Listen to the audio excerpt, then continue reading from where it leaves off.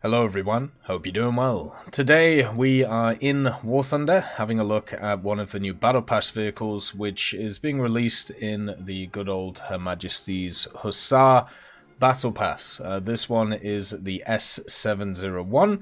It's the first one that you can get access to, and it's also the one which is paid for. So if you want this, you do have to purchase the Battle Pass or do the coupon setup. You won't get this one for free. The one which is free is the J26 from Sweden. So the S-701, when it comes to War Thunder, is pretty similar, or at least closest to the S-100 1944.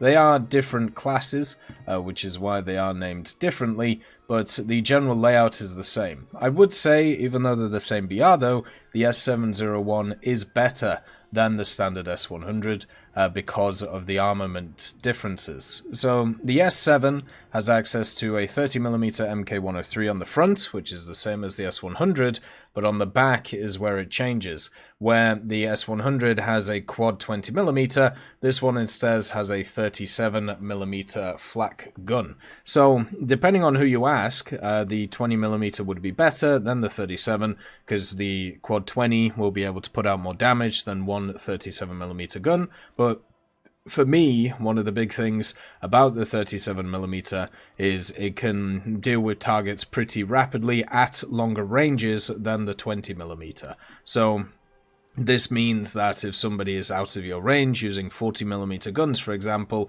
you will be able to do something against them, whereas with the S100 it's much more close range, and that is a problem for the machine because its survivability is pretty much zero, very similar to the S701, where its survivability is very low as well. So the guns, you want to try and extend the amounts you're away from a target because of the survivability being bad, and given the 37, that gives you an opportunity to do that. The other department where it is different compared to the S100 is the torpedoes, and as you can see, you have 4 torpedo launchers and then also a set of torpedoes on top of that as well. So you have 8 in total, 4 in the launchers and 4 here. And it has 2 launches looking forward, which is the same as the standard one, as you can see, but also it has 2 going backwards as well. This is the first coastal vehicle in the game that fires torpedoes backwards from this position. They are stationary, so you can't move them or anything, but it does mean if you're moving away from a target, you can hit it with torps and then get a reload and then go again, which is quite nice. Overall, I'd say it's actually quite a nice setup on the S701. The whole differences in design for this one compared to the S100 means that you can just extend the distance that you fight people from. So for me, that's a positive for the vehicle. And also being at 2.7, they're seeing it as exactly the same as the S100 in terms of capabilities. I think this one has slightly more capabilities. It technically has slightly less survivability because you could set off the torpedoes a bit easier, but I think the survivability of the S100 is so bad anyway, I don't really think it makes a difference. But at 2.7, you have a bunch of really cool vehicles. You've got the SF-40 Heavy and the SF-40 Light. Both of them have their uses in the game. You also have the AFD-1, which with its 288s and also extra guns can be a pretty fun barge to play. And it being at 2.7 means it can be used for dailies, it can be used for specials, it can even be used for events, which is incredibly positive as well. This thing also has a really low repair cost and pretty decent rewards on it. Remember, these are arcade rewards. You'll get even larger ones in realistic, like you can see here, 255% on the SL, but the overall repair cost is a little bit higher.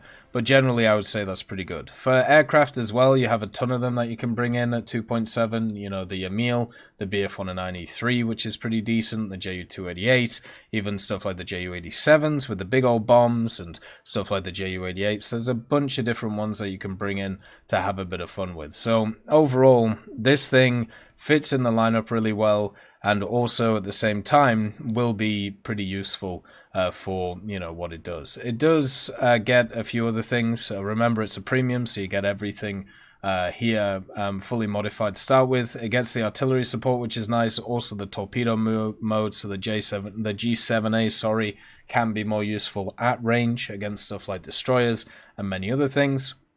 The 20mm have HET and APT magazines, and the 30mm has the API with the HVAP in it, and also the HEIT. So the HVAP and also the AP will basically mean this 30 can go through any armor you're really going to face. From a coastal point of view, obviously it might be different from a blue water point of view.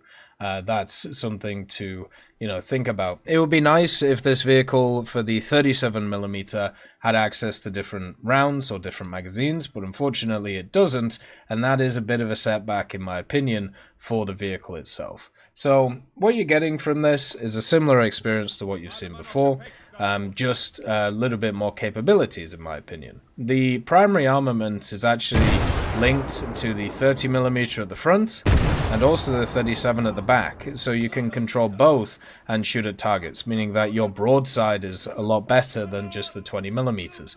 The auxiliary guns are the 20s, so that's where they're set up, and you also have technically an AA armament, which is these little machine guns which are on the side.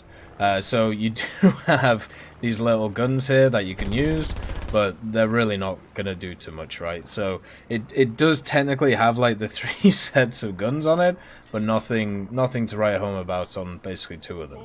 So you got torpedoes out the front, as I said, that's pretty standard. And then what it'll do is it'll reload the torpedoes into it. Then behind you, if you're getting away from an enemy, which is one of the areas that you can do for stuff like this, when you're going away from enemies, trying to keep yourselves alive, firing the 37 at them, you can now launch torpedoes at them, which is really, pretty cool. It just gives you another string to your bow that is a bit different compared to a lot of others that are around the place, which is quite nice. So, for example, if we're aiming at this guy, you can literally just, while going away from him and extending the distance, you can fire torpedoes at him and then just move around. And I think that's just really cool. Like, it's something we don't have with other vehicles in the game. It just gives you just more things that you can do, which is nice. The vehicle itself, in my opinion, is a good one. Like, there's nothing really negative about this one. Everything that's negative about this, it's the same with like the S-100 and a lot of the other vehicles around this BR for German Naval. The survivability is low. It has a massive magazine in the front of it for the 30mm, which is a bit of a problem. It also has a massive magazine for the guns at the back as well, which is near the 37, which can also be a problem. The firing angles can be a bit of a problem, but, they're not a huge issue. So for me, the way I see this vehicle is overall it's good. It's just got the same limitations that you will have been used to from other vehicles that already exist in there. Like another thing is also the long reload on the front 30. But don't worry, because you can bring the 37 in and have a bit of fun with it. And that reload will be completely fine.